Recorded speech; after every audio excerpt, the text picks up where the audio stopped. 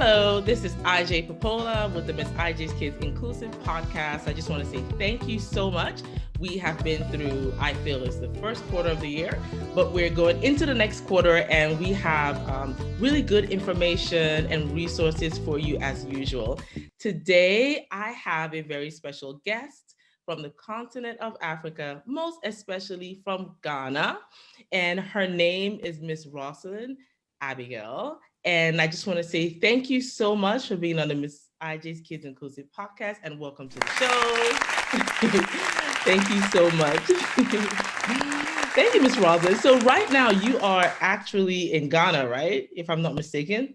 Yes, I am in Ghana. I love that. And I please, am in Ghana. Thank you for having me. You're so welcome. Thank you so much for being on the show. And I asked you this before, but I want the viewers and the listeners to find out more about you and your culture before we dip into everything that's special needs and disabilities. Could you please pronounce your first and last name? Because I think it's so beautiful. And I don't want to use my Nigerian accent to just butcher the whole thing. So could you just let the viewers know your full name, who you are and what you do and the organization that you represent today? All right. So my name is Rosalin Abigail Cherenate. And I am the founder of Africa Dyslexia Organization. But professionally, I'm a hospitality consultant. Nice. So why did you start Africa Dyslexia Organization? When I was at the age of 31, I discovered I'm dyslexic. And so this was quite late in my life. And when I found that, I was saddened because I was like, why am I like, so all these while I was studying and struggling and people picking up on me like, you're good for nothing, you're lazy once, you're learning well, and just all the expectations was emphasized on my ability to learn and produce good grades at school. And so when I found out, I was like, oh my goodness, this is sad because I had quite a number of people in my school. I mean, I wasn't just the only one carrying the last of the class. We were quite a number of us. So, but some of them couldn't get the opportunity to be where I have been today and looking at myself. So I realized the system of our education failed us. And it failed us probably because people don't know. And so just to go back a little bit, for instance, I started reading and writing at the age of 17. So you can imagine somebody who started reading and writing at the age of 17. Okay, so let's just pause and take a minute with that information that you have just given us. So I am repeating what you said. You started reading and writing at the age of 17. Why is that? What's the history and the story behind that as you keep talking? So for me, as a young girl growing up and going to school, first of all, I started living with my grandmother. It was in a village. And so when I realized I couldn't be able to read to the level of my other mates, I started getting worried. And so I came to the city to live with my aunt, and I was enrolled in a good school. And throughout the school, I wasn't performing. And I didn't know why. Nobody also could tell why I wasn't performing. And most of the time, I'll be the one who is picked on in school, as in, like, you were dumb, you were lazy, why, studying well, like, I'm a bubbly person. So when it comes to, let's say, excursions, PE, where you do sports and stuff, I'm very energetic and lovely and all that. But the moment we come to the classroom and it has something to do with reading and writing or even mathematics and stuff, I will fumble. I will be very timid. I'll be quiet and always hiding myself at the back of the class. But I didn't know why. So for me, it continued over and over. And I started accepting that maybe, yes, indeed, I'm a lazy person and I'm really good for nothing. So I started accepting that. And I went on to, the school have no choice. They just have to keep promoting me because I'm outgrowing the class. And so I went on and got to the junior high level where you write exams. And then after you write the exams and you pass, you go to senior secondary school, which is high school. But when it got to my time, the school called my parents and was like, you know what? Unfortunately, we can't add her to register for the exams because she's going to taint our results. We are a very good performing school. We have kind of accommodated her to just go through. And so if you think she's outgrowing, I was almost turning 18. And at that time, like on that level, you should be like 14 or like maximum 15 to be over with your high school. But here is me that I was delaying like 3 years over. And so my parents was like, well, yeah, maybe we should take that route. So we took that route and registered me in a village. And I remember the very week, when it comes to that exams, everybody in that level of junior high is writing the whole West Africa or something is writing that exams. And not to cut you off, I just have a question. You were pulled out of school, or that particular school, because the school didn't want their grades, to come down. Be tainted, to be tainted. Yeah. Wow. Okay. Mm-hmm. Okay, please carry on. So I did that. My parents did that, and I registered with this school that I really don't know anybody there. I don't know anybody. So during the time or the week-long exams, I was sitting in the class with people I've never met in my life.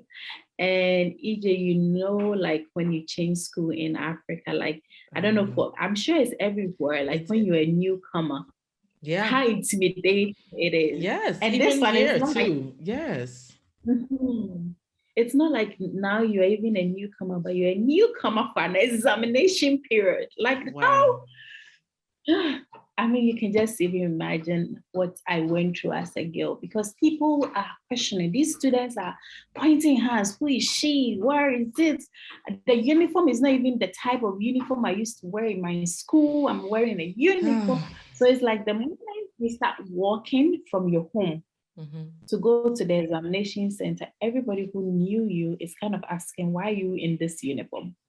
And you probably have to explain yourself or just keep quiet and just be walking and going. And so I did that, and I wrote the exams. And when the results came, of course, they were right. They were right. I didn't perform. I had the worst grade ever. Oh, yeah. Oh my gosh. After that, nobody knew anything. Yeah. As at that time, not even my parents knew about, I don't think they never knew. And the teachers who taught me all along the way, nobody knew about any learning disabilities or learning differences or something to even pay attention and be like, okay, so if you're not good, what are you good at? Right. Or what other way can we even teach you? Right. Nobody asks that question. And it's sad, but I don't fault them because they don't know. Yeah. So when it came, it was a young guy who was like my mate, who was like, oh, listen, your parents are saying maybe you should go and learn a trade or something, but I think you should go and study culinary. And I was like, what? Why culinary? And he said, because you're good at it, you love to cook, you love to entertain, so maybe you should go and study that. But in Ghana, it's known that people who go to the vocational schools are people just like me, people who are not educable, like, yeah. I don't want to use the word, but at the time, like maybe unintelligent, that they can't go to school. Yes. That back then. Yes. Exactly. So I was like, is it because I'm not good? That is why you are suggesting this to me? And he said, I think you're good, and maybe that'll be the place for you. So I took to his word. He helped me with the application, everything. And yes, I got admission with my worst grade. and took it home and said, hey, can I have a second chance? Like, maybe can I have a last chance? Because my parents who were fed up, they're taking me to all the schools and I'm not performing. Wow. And you want to go to a vocational school where that means they're going to give you money every week because you do practicals every week. Every And so week. my dad was worried and he was like, are you sure about this? I said, just give me the chance. And so he took me to the school. And I remember his word the day we got there. He was like, I'm just bringing my daughter here.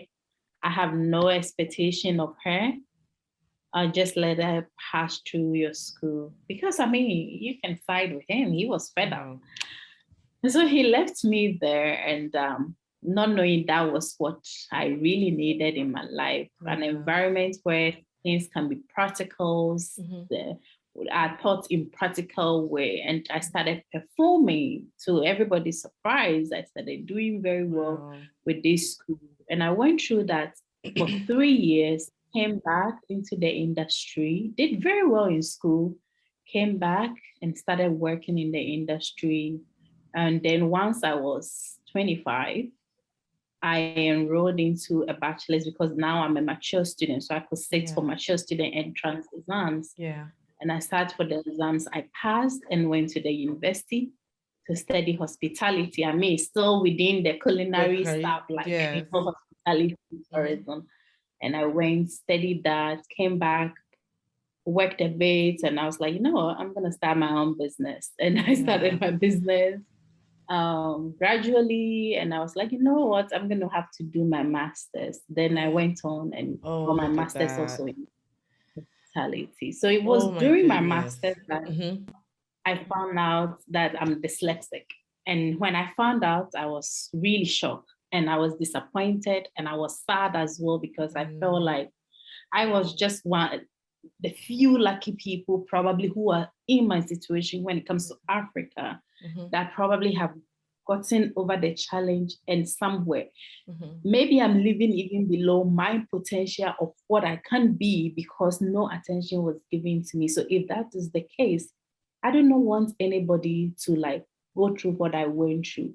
I don't want that little child or the girl or boy child to suffer in silence because we think like, oh, you're not good, you're not doing well in school. And that is all that it is. So when I found out I came back to Ghana, I started researching and I realized teachers in academia don't know about learning disabilities. They don't even have an idea of what it is, and they don't even have the resources to make sure children with learning disabilities get the support that they need. That is what formed me to start Africa Dyslexia Organization, so raise awareness. So where did you go for your master's program? I did it in Switzerland. That's amazing. It's okay. So this is the typical story of all of us, right?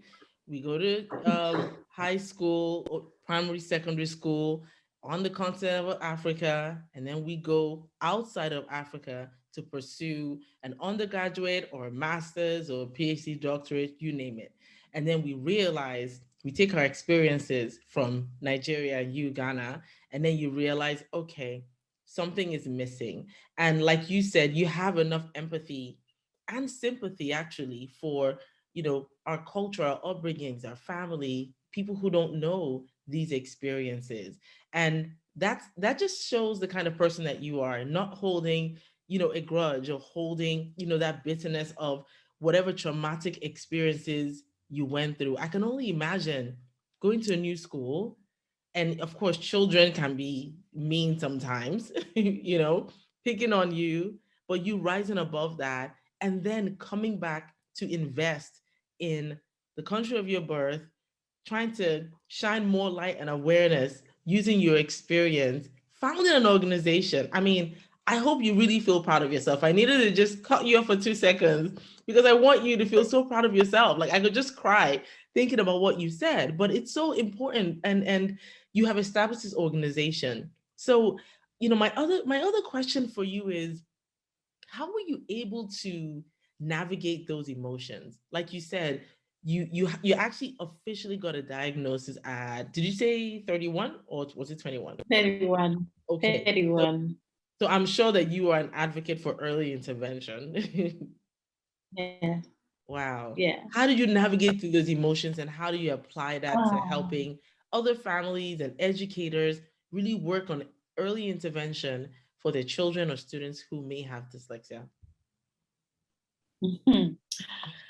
Like, when it comes to the emotions and stuff, I don't think it ever goes away. It's something that stays with me forever. I think it's going to be forever because for me, as someone that was not diagnosed until the age of 31, that means as I'm sitting here, I've never gotten any support or interventions. And so, yes, they are still worse. I can't pronounce. And you were trying to be like, well, how can I pronounce your last name? And I can't even pronounce also your name, apart from Ijoma. You understand? Mm-hmm. And I go through this all the time. I'm working in the field for hospitality consulting. I need to write reports sometimes. I need to put together so many things.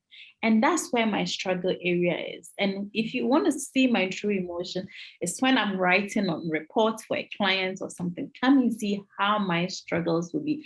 I have the things in my mind, but I don't know how to just make up words for it and bring it to a document form for somebody to read. And that is a huge struggle I deal with almost on a daily basis. And so the emotions and especially also trauma, like sometimes I guess myself, like, am I even good? Especially when I'm called for a work that I even qualify for. You see where my anxiety and my low self-confidence will start telling me that, hey, you're not good. You can go and do it. Because these were the words that were said to me when I was young for so long that it's still inside me, that plays to me. And so when I speak to parents and I speak to teachers, I tell them, like, listen, even in the moment when you have nothing to say or you have no idea how to support a child struggling, regardless of what is wrong with them, the last thing is to say words that are uncomfortable to them. Just show them love, be kind to them, and let them know that you are there to help them. You find a solution together. But if words like you lazy dump and these things, you are nothing, get out of your mouth. You are damaging somebody's child. If you're a teacher, you're damaging somebody's child. And if you're a parent, you're damaging your own parent. And that has to stop because it never go away. I try to find ways and means to study or to work around the job I'm doing. But the damage that people have done in the past is still hurting me till today. And that is what I don't want any child to experience. Wow. That, I mean, I have to say, I am so blown away by your, um, the passion that you have and that you're using to help and support our people. And it's important. The reason why I started this podcast was, I mean, I say it all the time, but I cannot not say it because it's my story. I didn't start out in this field. Like I started out doing something totally different, but I was so drawn with the fact that we didn't have as much support for students and individuals with disabilities in Africa. It is the same story on every nation, in every nation on the continent of Africa. And now we're having more professionals come into the continent in whatever capacity. So even if you're not on the ground per se, you're still raising awareness about how this is important. And we look at the 13 categories of disabilities, right? And learning disabilities and dyslexia. I mean, there's so much more, with just learning disabilities and maybe not being able to understand numbers, not being able to understand words, not being able to understand visual. I mean, it goes on and on. But it's like, what about the people and the children in Africa? Like, who's going to help them? Like, why do we have to, like, you leave our country and go somewhere else for an education? Like, how can we bring these resources and things that we've learned to help our own? And it's just, nobody's going to help, Africa, but Africans. No, there's nobody else is going to do it but us. And so Absolutely. the fact that you started using your experience, I can't even, say it any louder. You're using your experience really, and your stories connecting with a lot of other children in Africa and Ghana who may experience what you've gone through. And I've worked with some organizations in Ghana, and I really would love to connect you all, because I think it's beautiful, the fact that we have people who are passionate about this field, and I can tell that you are passionate about this field. How do you support teachers and parents and educators with your organization? All right. So because for me, I'm just someone advocating and raising awareness using my organization, but we do have training programs. So we have training programs for teachers, parents, we have mentorship program, and also we have a list of service providers, like people who do assessment, people who do learning intervention for children and adults. We have a list of all these. So for example, like March to July, twice in a month, last Friday and Saturday of the month, we're doing training.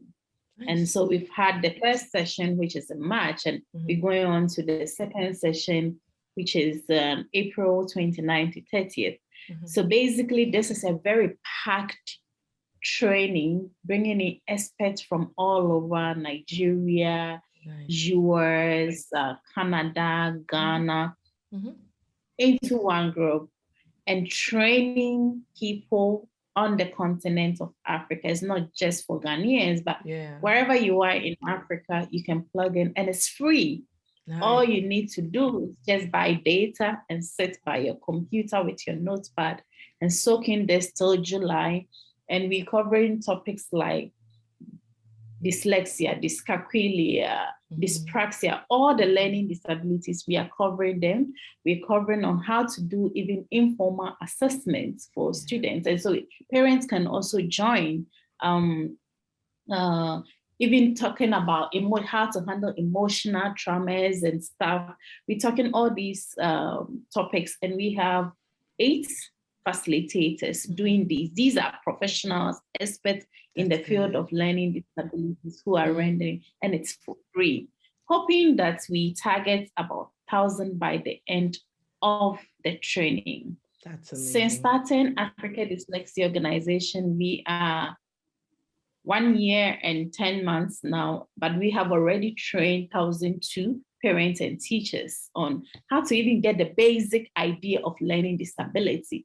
And some of the story I hear, which really comforts my heart, is when the parents will call you and be like, I was beating my child so much, Rosaline, that I feel like my child doesn't even like me, but maybe coming to your training or engaging with you, our home is so peaceful. My child has a peaceful mind. They are lovely now, and they are studying. We are getting the required help for them. Don't be surprised. This parent didn't know, just like my parent didn't know. But when they got to know, they are making efforts. Then they are also the ones that are in denial.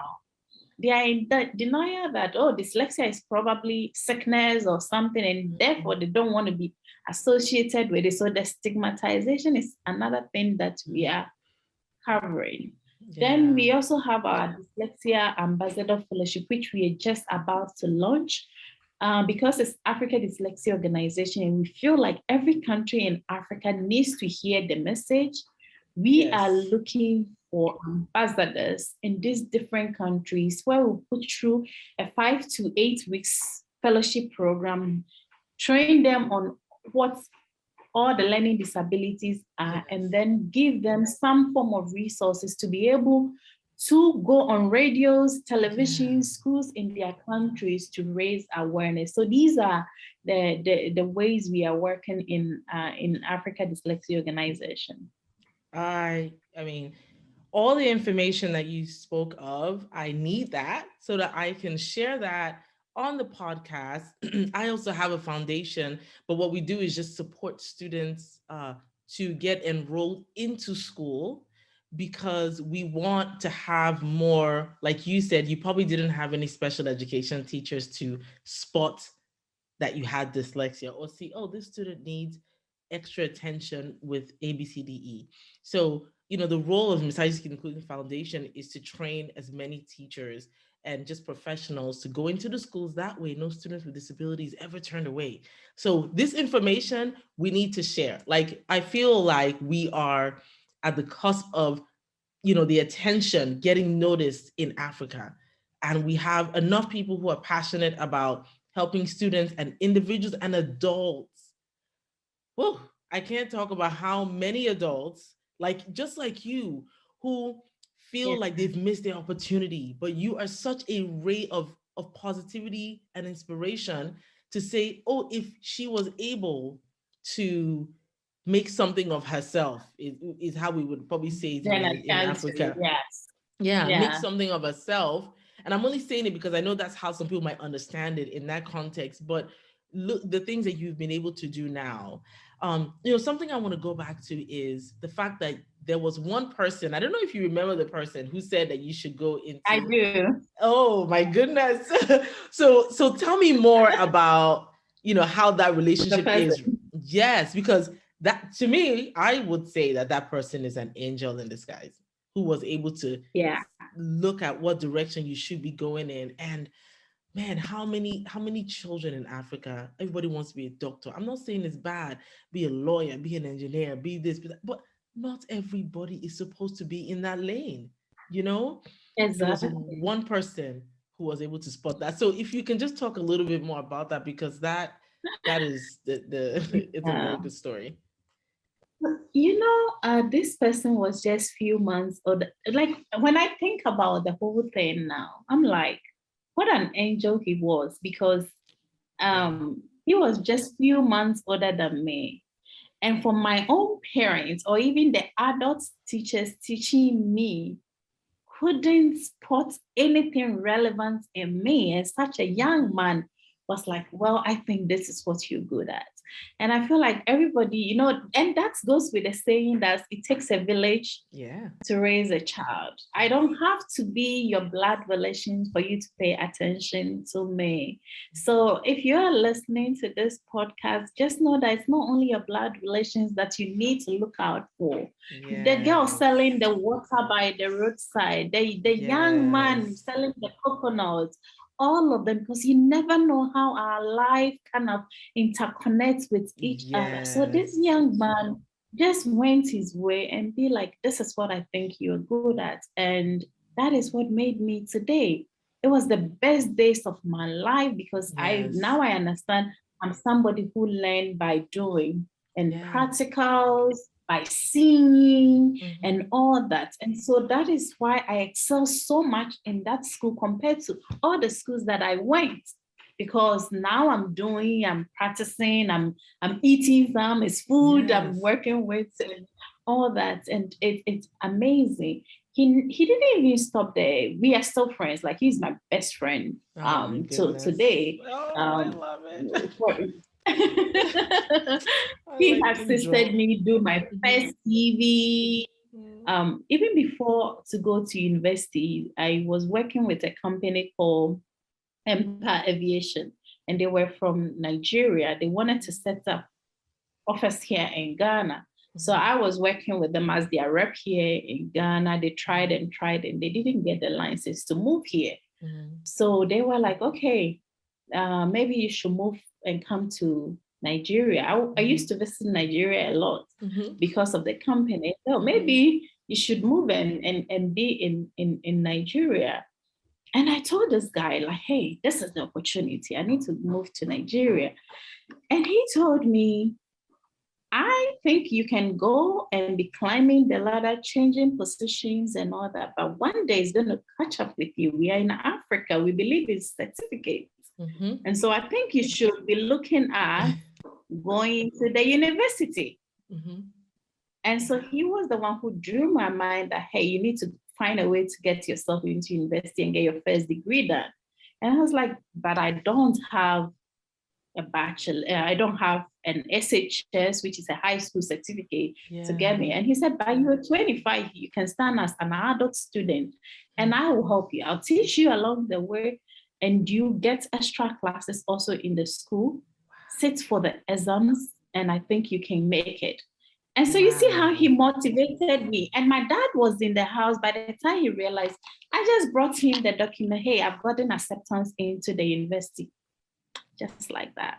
And if you speak to my dad, he will tell you everything I did from the moment I went to the vocational school till date. He has no idea how it happened. It just like happened magically. But then there was also somebody there who was motivating me.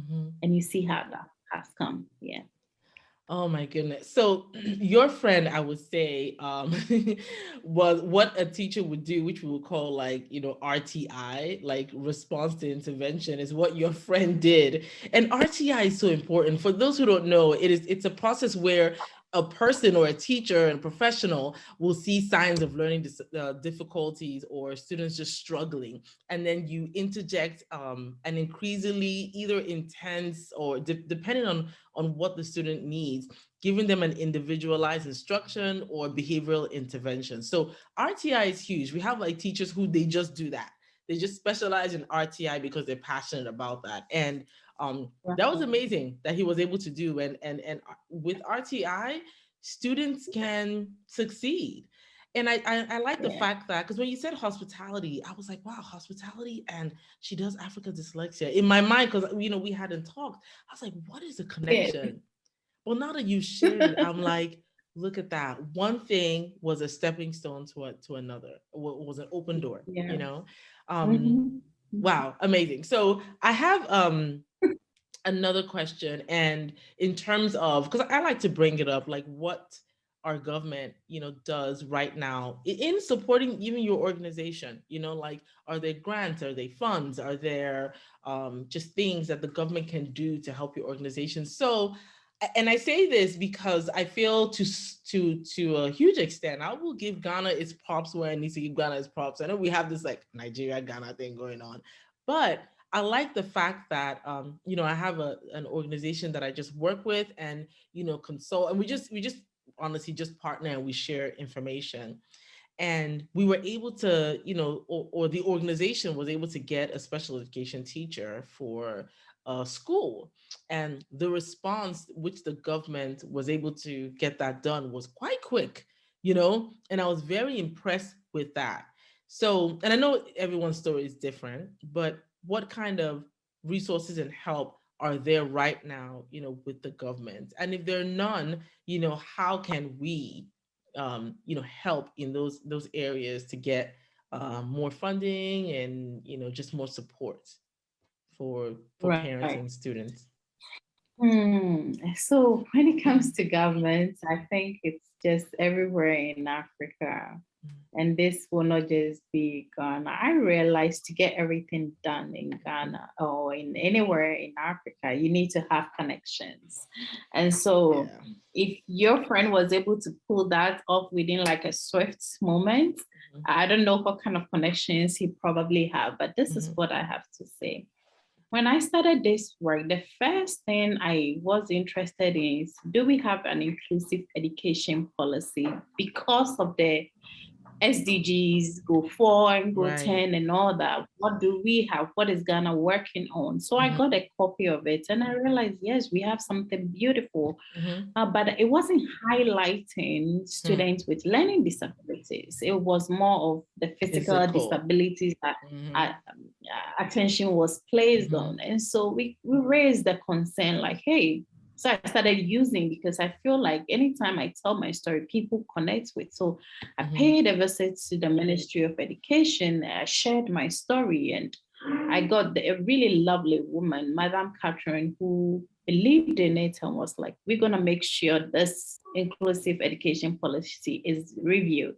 So she even went ahead and added me to the committee which reviewed the inclusive education policy, and we did review it and really had these beautiful things that can also help people with learning difficulties. Nice. But that is where it ended. In terms of resources to make sure students get the adequate support they need, I'm yet to get like an update on it. We have in Accra, which is the capital, a national assessment center. And if you go there today, EJ, I don't think if you have a child with learning difficulties, you put your child there to have assessment done. It's in a very bad shape, very, very deplorable state.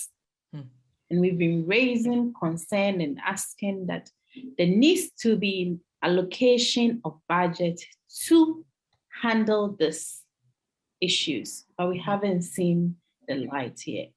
We as an African Dyslexia Organization, I think if you want to wait for the government to do something, we probably will be far from reaching what we want to do. Yeah. So one of the plans we have put on is looking at the next 3 years to 5 years. Hopefully it's in within 3 years to be able to set up a learning resource center, dyslexia learning resource center, where it will be a place to train teachers. It will be a place to train parents, and students can even come there for their mentorship and all that. That is what we're looking for. When it comes to funding, I found Africa Dyslexia, we've never gone public saying we are raising funding or anything. We've never written any grants at the moment. What I do is I bring in funding from my consulting company to fund Africa Dyslexia Organization, because before I realized that before I can even go out there asking somebody for help, they have to understand what this is all about. If I probably sit on television saying I need funding for this, what is all this dyslexia thing? People don't even understand. So I felt like at least in our first 2 years of operation, let me get this going. Let's quite a number of people get the message that this is of importance, and then we see how it goes. So we have been self-funding it for all these while, and we looking for, support. If support will come from anywhere, we gladly will accept it, but we are yet to see how to go about that. Yeah. Well, I think you're doing a fantastic job. I think I looked on your website, and I'll put it in the information and comments when we air the podcast, but it definitely spoke to me. It looked genuine, and even just speaking to you now, that's huge, Joe. Let's be honest with where we're coming from. A lot of organizations may not necessarily do what they say they're going to do. So it's important to really have just an eye for people that are doing things. And I've been very fortunate to just, I thank God is helping me, just get in contact with the right people who are not just spreading that message of awareness, but actually doing something. And I think Africa Dyslexia is doing something phenomenal, because even as you're the face to the organization, your story is such an inspirational one. And I don't use that word lightly, because, sometimes it's like, oh, you have a disability, so you're inspirational. No, like the things that you've been through will inspire somebody else to look at their life and want to make a change. And I really appreciate that. The other thing that I would really hope for too in many parts of Africa is the embracing of technology. And we have seen technology be so innovative to people who don't have disabilities, but it's like we're leaving the people who have disabilities behind, because we need that technology. Like in my class as a special education teacher, because I'm a SPED teacher, I tell people, like, for instance, I don't know if this is relatable, but like a garage opener. Let's even just use a calculator. Some people may not understand numbers, and to a certain extent, like when we have students in class, like stateside, we encourage them not to use a calculator at certain ages. And when you get to like, you're doing pre-calculus and geometry and things like that, yes. But we encourage them not to use a calculator. But for students with disabilities, some people have to use a calculator. So why would we prevent students with disabilities not to have access to a calculator or access to a computer, where if they don't have, they're nonverbal, but they can have an iPad that can, speak for them, and there's text to speech, there is speech recognition, we have graphic organizers, we have visual representations, because like you said, you might be a visual learner. A lot of Africa's children with disabilities and even adults are being left behind on that technology. And we can't say that technology is not expanding and blowing up in Africa, because it is, right? It is. There's money for those things, but we're leaving our children and students and individual disabilities behind. And they need to also be at the table where those decisions are made. That is diversity. You can say something about that if you want, but assistive technology is really huge for me too. Um, we need to make sure that they have computers as well, and to know how to use those computers. And, but Africa is one of those things where it's like, well, even students who don't have disabilities don't even have computers. So why are you asking? That's not the mentality we should have. I was gonna say, like, you see, I feel like when it comes to education in general, our governments in African countries needs to do more. There's so much work to be done in a way that, let me tell you something.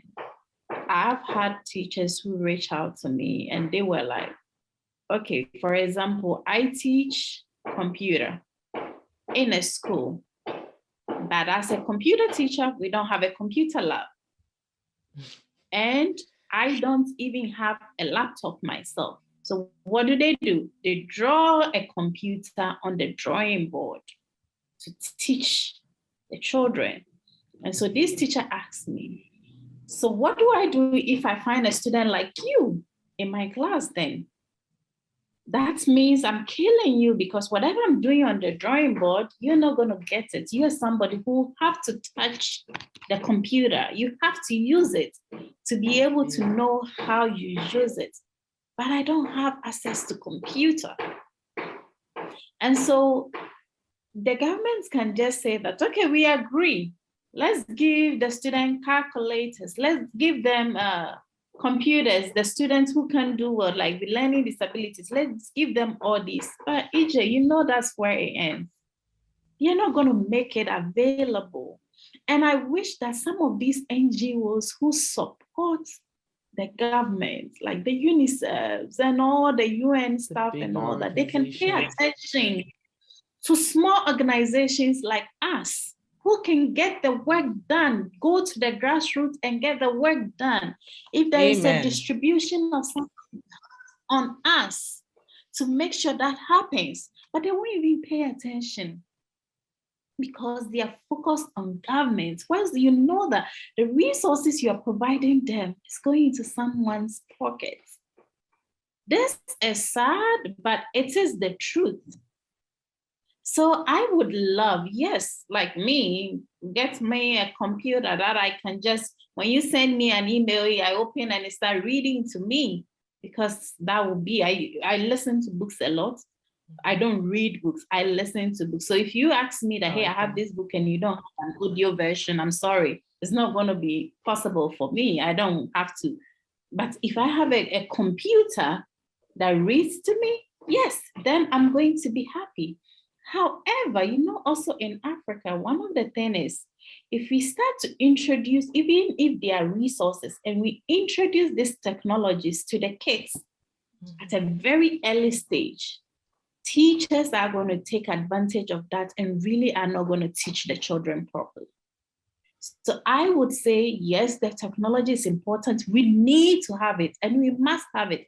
However, for early intervention, I believe that if the right instructional method is used to match the interest of a child, that child can perform. And together with whatever technology is available, they can. The resources are there. Teachers need to be monitored and evaluated on how they are teaching students as well. So they don't fall and give everything. So because technology is there, the student is okay, let them just use it. Screen time is very important to me. And so the amount of time a child is spending on the screen is a concern. But if it's there and you're using it in the right way to help the child, that is fantastic. But we have to make sure we have the resources. That's what I have to share. Well, Ms. Rosalin, it has really been a pleasure talking to you. Obviously, I know that we can go on and on. And also, I know that this is probably going to be one of many conversations and many collaborations that we are going to engage in, because I like you. I like what you're saying. I am so touched by your story.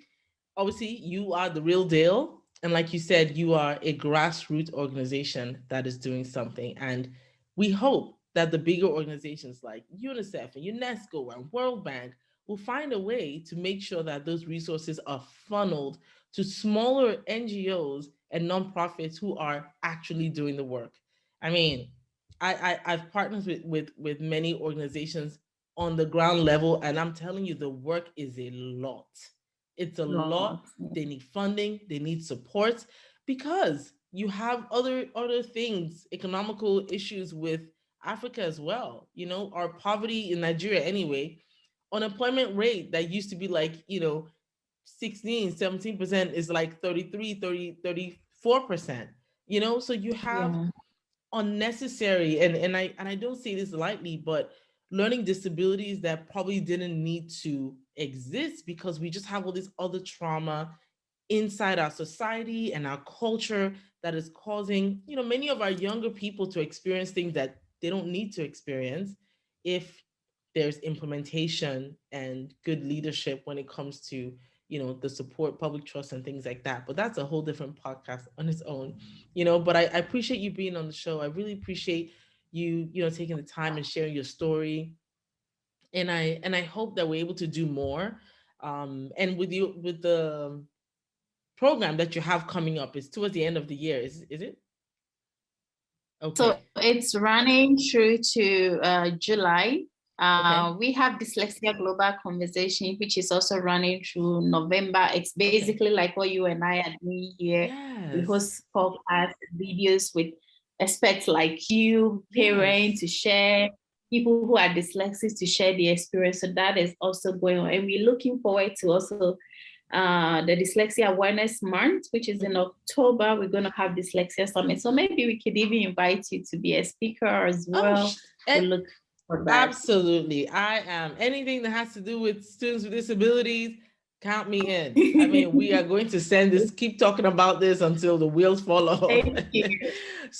Yes, thank you. Thank you so much. I mean, in what way, like you said, it's that's kind of like my foundation too. It's like it's privately funded, and we do everything from, sponsorship from the podcast, and even, my own personal donations. I feel like, because I want it to be so streamlined. Like you said, I want this message to be clear. I don't want it to be something where we're just raising funds, like now we have a young man who is so intelligent, and I put him on our Instagram page, so intelligent, and hasn't been able to use that intelligence, like his potential, to the best of his ability. And we're looking for schools overseas who will help him, and because at the end of the day, why should his life be wasted? And because you can't get back time. Time is given to no one. So why should his time be wasted just doing things here and there, when he could actually do more, and like you, come back and help? So I really appreciate your mission and vision for Africa Dyslexia, and I appreciate you being on the podcast today. And is there anything else you'd like to say? Any shout outs maybe to your family, your friends, for just all the support they've given you? I'll leave you with the last bit of what we have to say for the podcast. I just want to say thank you so much for giving me the opportunity to share. I hope this is going to inspire someone out there. If you're a parent listening, I just want you to know that, listen, your child, if you have a child in the same situation as I am, or regardless of what it is, your child is still a star. Yeah. It's just that you haven't given the child an opportunity yet. Yeah. And if you can just be open and seek for help, your child will be good. Don't wait till your child is like old before you be like, oh, I could have done something. And teacher as well, listen, yeah, you're teaching the child, but you know what? You're raising leaders, future leaders, and all that. The last thing you would want a child to feel is that the child is stupid. If you are somebody who does that, please stop it. It's I don't think it's rewarding.